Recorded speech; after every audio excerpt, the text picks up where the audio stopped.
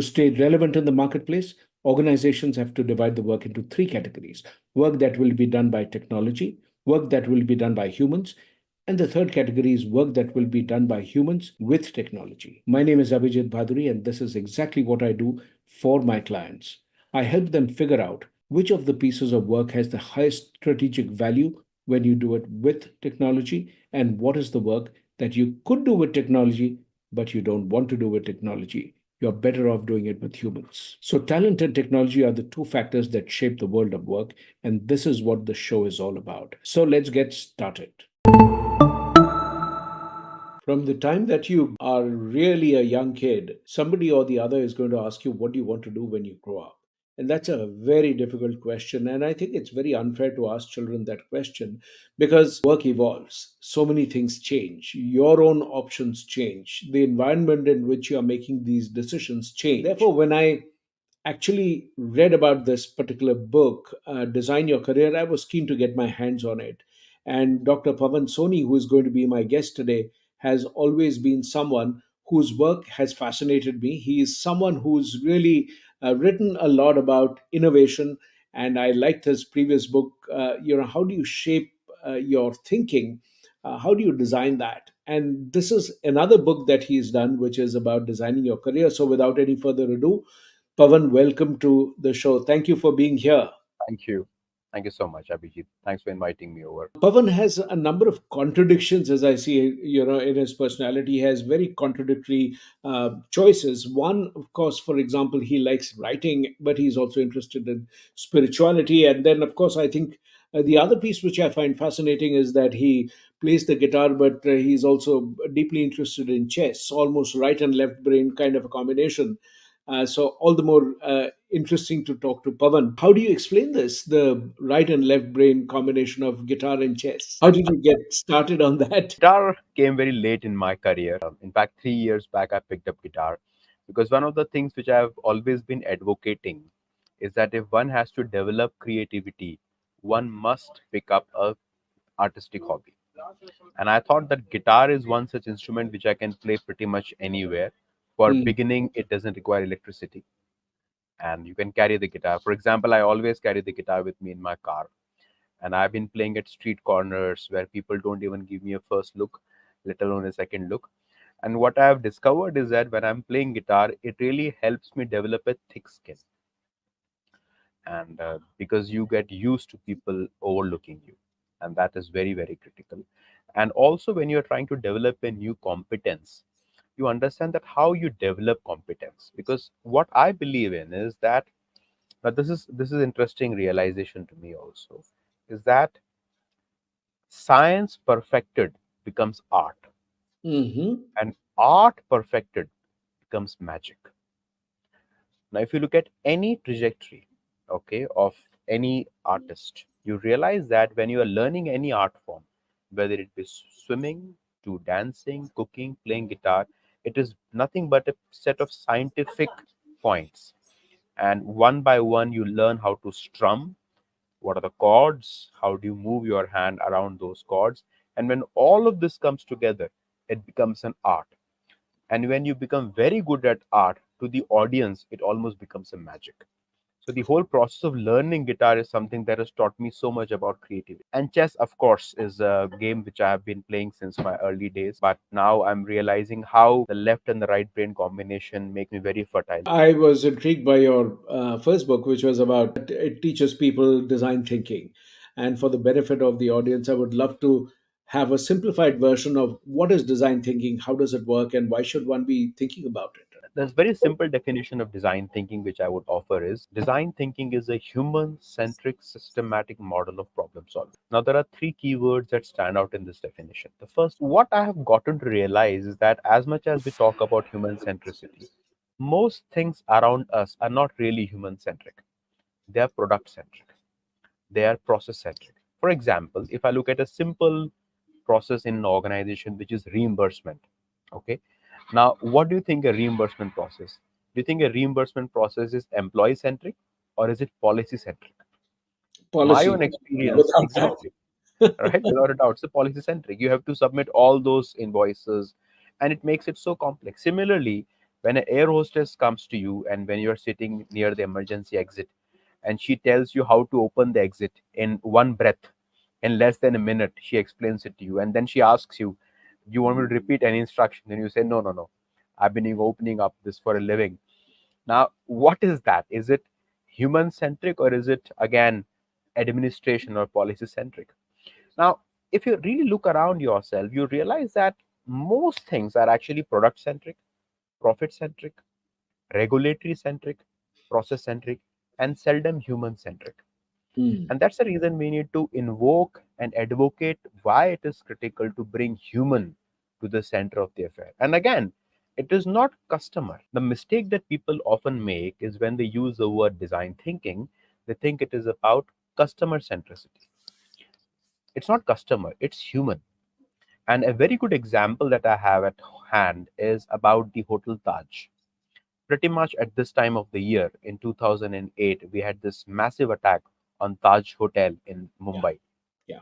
and more than 15 employees of the hotel perished while rescuing 1,500 guests. Now, I'm just wondering, what HR policy should they have? What motivational talk can move people to put their customers' life before their life? That is what I mean by human centricity. Had Taj not being human centric, which is where they are putting their employees before their customers, I don't think that we would have been talking about this case study today. So that is human centric. The second is systematic. As an Indian, I believe that Indians are not any less in terms of creativity than any other nationality. But where we lack is discipline. We tend to move quickly to a quick fix instead of investigating the problem, methodical. And that is where the word systematic comes. And it is problem solving. The word design is a bit of misnomer because people often start thinking that, hey, I must design something, a smart contraption. No, it's not about designing anything, it's about designing your own thinking. So the premium is not on design, the premium is on thinking. And Hmm. that's where the title is Design Your Thinking.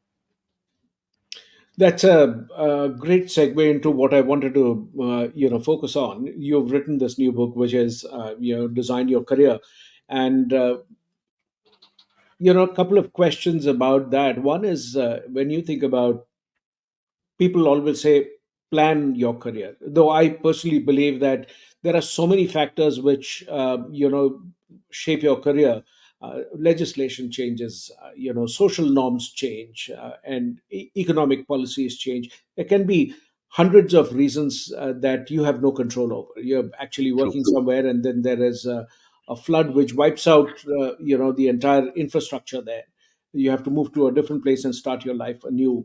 Immigration, refugees, there are a whole lot of ways in which your careers get shaped. So can you plan for it, or is planning a better term, or is designing a better term for your career? Absolutely. No, it's a great question again. I think the word planning has been used extensively. And the moment we use the word planning, there is a bit of long termish view that comes here, and which pretty much goes against the world that we are living in. Hmm. What we need to understand is that plans by design would have a planning fallacy. And as Nicholas Nassim Taleb very famously said, that we plan a lot and we think very little, which means that we are often not able to appreciate the immediate challenges that comes into the play. So while planning has a dimension of time, design is real time. So when I use the word design, what we are trying to do is, instead of trying to create a plan around things, we are trying to develop our own selves in a Hmm. way that we are making ourselves a bit anti-fragile, because plan assumes that the moment I sketch a plan, things don't change thereafter, at least in the external world, which is absolutely untrue. So instead of predicting what it's going to be going forward even 1 year hence, what makes more sense is to be ready, in the sense that whatever it may unfold, I am prepared. So the designing aspect is about designing your own competencies. And that's why the word design is chosen very carefully, because the antithesis of design is ad hoc, it Hmm. is accident, it is serendipity. And what I'm realizing is that when I talk to people who have been struggling in their 40s, which we now call as midlife career, which is now even getting in 30s people. It's kind of getting advanced. That initial years of your career, you get promoted very quickly. Yeah. And mostly you realize that your promotion is not so much a factor of your competence as much as a factor of external variables. But once you hit your 40s and mid 40s, you start realizing that there is only so much room at the top. Hmm. And that's where your metal comes to the fore. And if you have not thought through systematically that what is your calling in life, what is that you are uniquely dispositioned to do, and what is it that you should really be channelizing your energies into for the next 15 years, it's going to be very tough. And as a hint, what I have been always advocating is that if you have to design your career, don't think in years, think in decades. The moment you start shifting your mindset from a year format to a decade format, your complete view changes.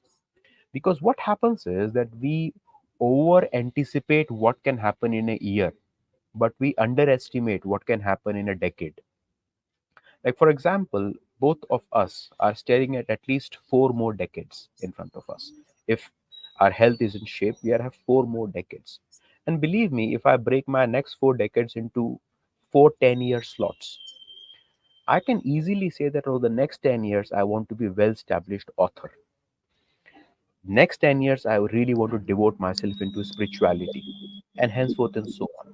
The moment I give myself a decade long target, I think a lot of clarity comes onto thinking. So the way you convert, or rather converge planning and design, is by Hmm. thinking in terms of decades and not years. Talking about risk that comes up, and it changes what you've thought about when it comes to planning. So, hence, True. design is a better principle. And sort of recalling Morgan Housel talks about his book about money, where he says that risk is what remains after you've thought about everything. So you think of every True. particular possibility, and still there is something that happens. So in some sense, that's what Nassim Taleb talks about as how do you make yourself True. anti-fragile is through the design. So you have design principles, and one of the principles in your book, which I want to sort of double click on, is how do you think about your hobbies? Most people give up their hobbies, and very recently I wrote a piece on my newsletter, which was where I quoted the Ghalib's famous, poetry, where he says, "हजारों ख्वाहिशें ऐसी कि हर ख्वाहिश पे दम निकले, बहुत निकले मेरे अरमान लेकिन फिर भी कम निकले," which means I've had hundreds of desires and many of them have been fulfilled, and yet so many remain unfulfilled. True. So, so where do hobbies fit in this entire process? Absolutely. It's a good question. So, we had hobbies as a child. Why? And one of the big reasons children have hobbies is because they have a lot of time. It's as simple as that. It's not that they have any innate talent. They have a lot of time to kill.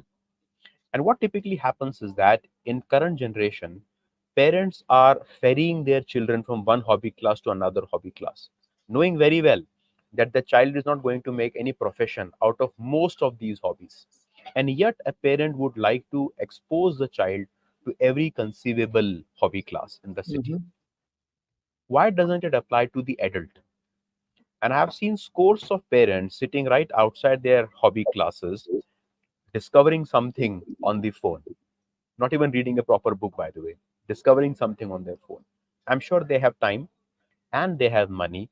All they don't have is an idea that maybe I can sit along with my child right on the next keyboard or the next piano or the next violin, which will not only give my child an encouragement that yes, learning has no age limit, but also I'll pick up a new skill. And research suggests very categorically that the best way to fend off dementia, and 1 in 10 people who are listening to this talk right now would be facing some sort of a dementia or acute Alzheimer's. And the reason is not so much because they are not fit in terms of their body, but they are not exercising their mental faculties as much. So picking up a hobby even later in life, especially an artistic hobby, helps you in multiple dimensions. And I can talk of three. The first is it gives you self confidence, that there Mhm. is at least one thing in which you're not competing with somebody for money. There is one thing which you can claim that you are very good at. The second thing, it allows you to develop new connections. And this is very critical because what happens is, in a work environment, you are talking to the same set of people, you're breathing the same air, you are laughing at the same jokes, and eventually you are one of them in terms of thinking capacities. But when you shift the context to a hobby class, you discover that the problems that you have been grappling with is just a second nature to somebody else. They've been solving it for a living, and you get a completely fresh perspective. And the third thing that a hobby gives you is that hobby gives you a novel insight. And I was telling you about guitar. When I was learning to pick up guitars, the leads and the chords, the insight that occurred to me that everything can be reduced to science. But the moment science have dimensions, it becomes art. That Hmm. is where the it's a spectrum. It's not a dichotomous. It's a continuum of science and art. And as I realized that with more practice, you start sliding from the science continuum side to the art. So that has been my personal, and of course, it sort of calms you down because then it kind of really soothes you. Any artistic hobby for that matter. And I've been loving it. I also think that it's equally possible to inject an element of art in pretty much anything that you do. So, for instance, I love reading.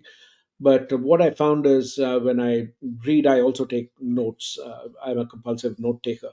So what I also think is as I illustrate that, and I started then s- putting a lot of the content in visuals because I found that I was able to remember practically an entire book by looking at one visual. The key things that I would really think about using, because you read a 300-page book, what you remember are four or five big ideas. So visuals really help me to do that, and it also brings that art into the work that you are doing any which way. um, Indeed. is it easier to be an artist when you are self-employed, or is it tougher? It's a good question. It's a very good question. Uh, what self-employment does to you, and I'm being very honest to you, is that it really takes you off the urgency and puts you on the spectrum of importance. And that's a very, very fundamental difference because when I look at it, most meetings that I have been sitting through, most emails that I have dished out in the middle of the night, or the most PPTs which I thought are existential crisis to me became irrelevant the very next moment. And if I put all of that together, I don't think that it has really made much impact on anyone, let alone me, anyone. But I had to do it just to remain relevant to the external stakeholders. But when you are self employed, not only that you can set the pace of what you really want to do. For example, many people have come to me asking that, hey, how many people do you have in your team? And my answer is one, which is me. And the reason I don't want to add people to my team is because the moment I start adding people to my team, there is a very high possibility that I'll be working for them to keep them meaningfully occupied than the other way around. And now that I have only myself to manage and I just need to keep my head above the water in the sense that should, I really want to be free. I'm a slave of freedom. All my career choices from my Wipro days to my IIM Bangalore days to now at Inflection Point have been only around pursuit of freedom, pursuit of entropy. And when you have been pursuing freedom, you can pretty much explore anything and afford to fail at it. And that's why in the book I advocate career as a portfolio of enterprise. Some things will give you learning, some things will give you money, some things will give you pleasure, and rest will give you some accomplishments. What is happening today is that when I'm employed anywhere, I'm expecting the same company to pay my bills, help me with reimbursements, give me friends, learning, accolades, and a pat on the back. I'm almost becoming parasitic to my organization. Whereas when you have a portfolio of enterprise, you're not only burdening your hobbies to pay your bills, but also you are realizing that life has multiple perspectives to it. And if God forsake one dimension goes down, you don't start feeling depressed. So I strongly believe that you need to have a portfolio where you learn from is not necessarily where you earn from. So if you can dealing learning and earning, pleasure and work, I think you will be richer. So that's been my driver.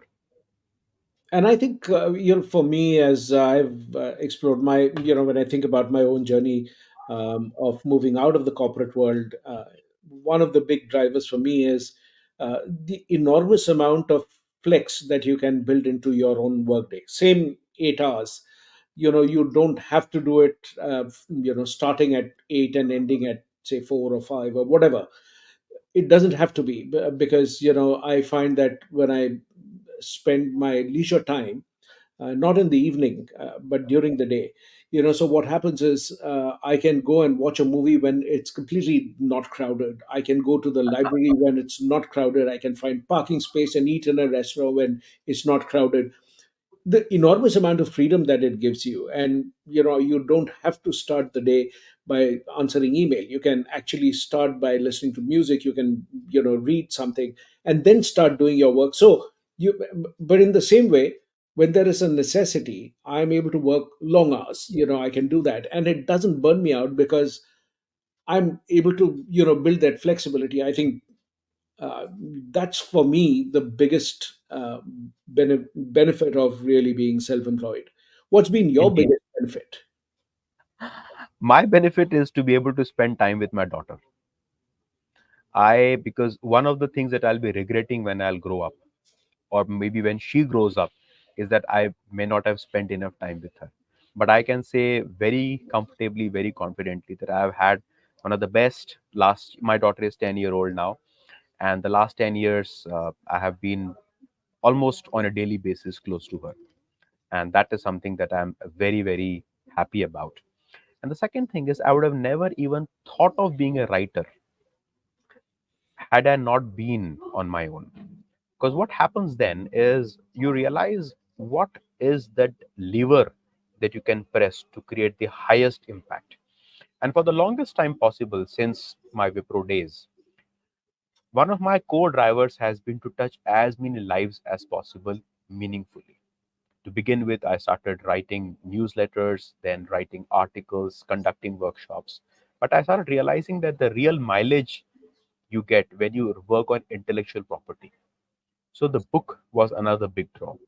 What happens is when you have umpteen capacity, time, and a discretion of how to use your time, possibilities are really infinite. But the caveat here is this: not everybody can be self employed. And what I've discovered, and this may be a dampener for a couple of people, this may even come across as a apolitical statement, but what I've discovered is that self employment is only possible for people who are self directed. If you're always waiting for the marching orders, if you're always waiting for someone to tell you what and how of the work, and you are not initiative taking, you're not enterprising enough, I think very quickly you will either get frustrated or you will end up making decisions which are completely wrong. So when people walk up to me and say that I want to be an entrepreneur, and I start realizing that they're asking too many questions on nitty gritties on how, what exactly, I start realizing that maybe it's good that you should look for another company, not for another career. So I think it's not for everybody. So people who are more self-directed, who have more agency, they are doing that. One of the places where I have a different point of view is, I think, um, a lot of people, when they start working, they don't actually get a chance to test the agency, because everything is already predetermined for you. There are rules: what you can do, you should do, would do, could do. All of that actually takes away your ability to really think of possibilities. So when organizations really struggle and say we don't have creative people, I also think that that environment is what really prevents people from being creative, because everything is already told to you.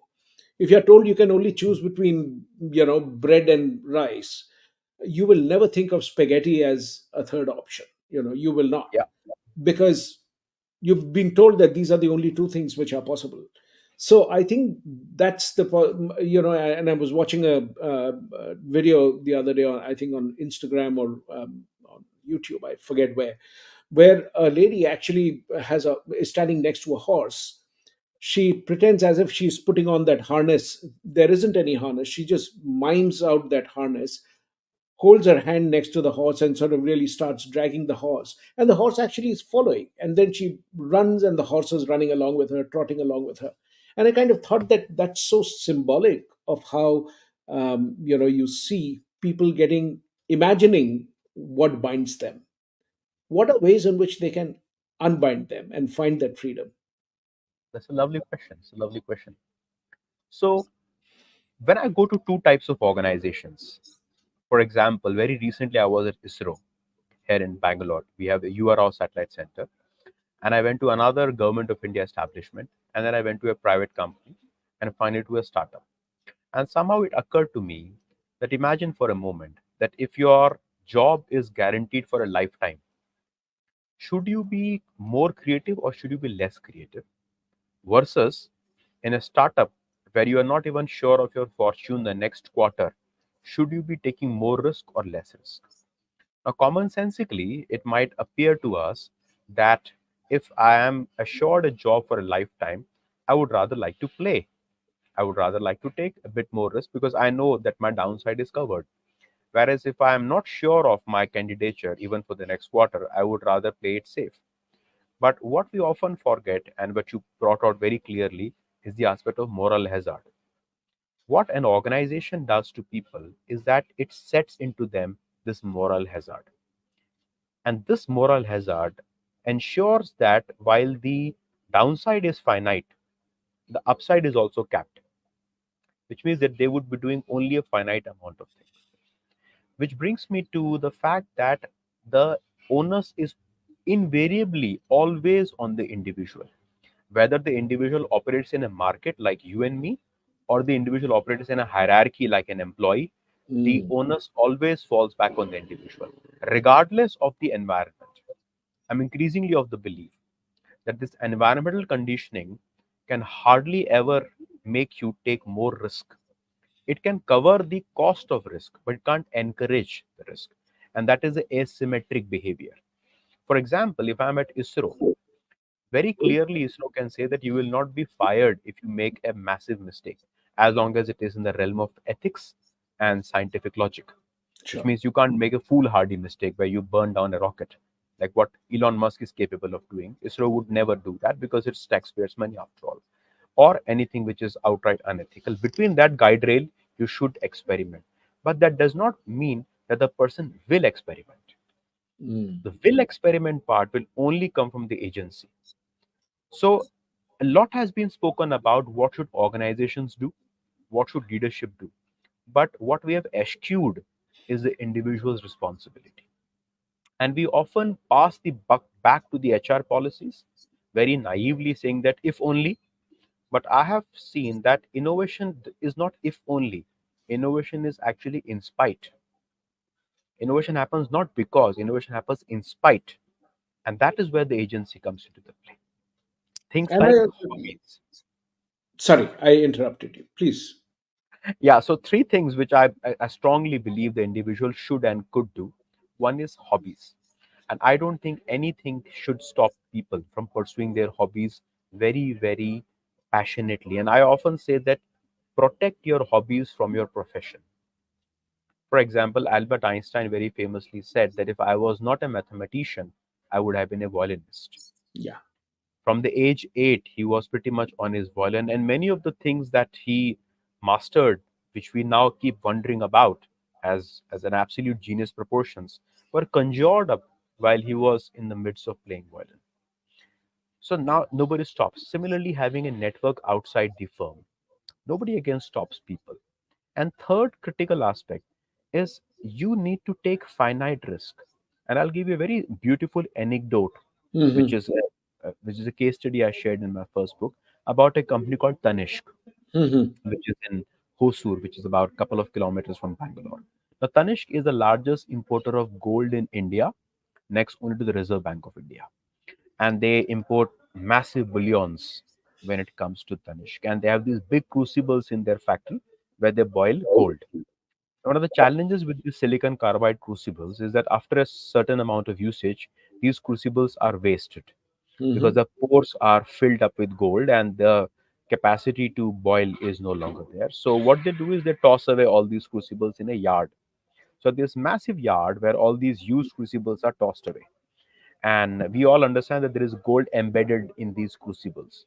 But you can't scrape gold, Hmm. you can't do any chemical treatment. World over, it is written down as a cost of doing business. So Tanish was struggling on how to, you know, extract gold out of these waste crucibles. Now, what happened one day is one of the supervisors of the plant, Loki guy by the name Raj Shekhar, he comes to office on a road roller.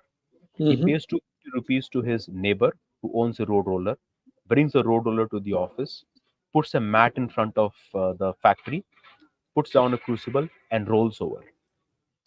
And voila, he sees gold. And believe me, Abhijit, that day with an investment of 250 bucks and a road roller, they recovered 4 kilogram of gold. Now Unreal. imagine Wow. before 4 kilograms of gold, which is running into a couple of CRs. Imagine a night before if Rajshekar would have written the email to his boss. Respected sir, we've been struggling with this gold recovery problem. I have an idea. Why not crush these with road rollers? Most likely he would have lost a good night's sleep, if not his job. But he demonstrated it all with investment of 250 bucks. Now, Tanishk did not encourage Rajshekar, but Tanishk did not discourage him either. And this asymmetry is what is very, very critical. So, I, for one, very strongly believe that it always boils down to the individual. And that's the reason while creativity is abundance, creation is rare. That's a very Mm. important distinction. Creativity is in abundance. Creation is rare because creativity needs expression. And that's where people need to have thick skin. So that's a defining feature. And to before we end, I just want to say that your story about the road roller actually taught me that maybe your professional life also can get enriched because there's gold tucked in with your hobbies, and as you put a steamroller on top of that, you will recover, That's a good one. recover the gold. So, That's a good analogy. Yes, good so I analogy. thank you so very much. Good luck with your books and writing. I would want to sort of tell people that you can always follow Pavan on LinkedIn, and he has a wonderful newsletter which I always recommend. Thank you very much for doing that good work over the years. I've been reading it for so many years now, and I find it very valuable. Thank you so much for being here. Thanks, Abhijit, for Much hosting me. appreciated. Goodbye.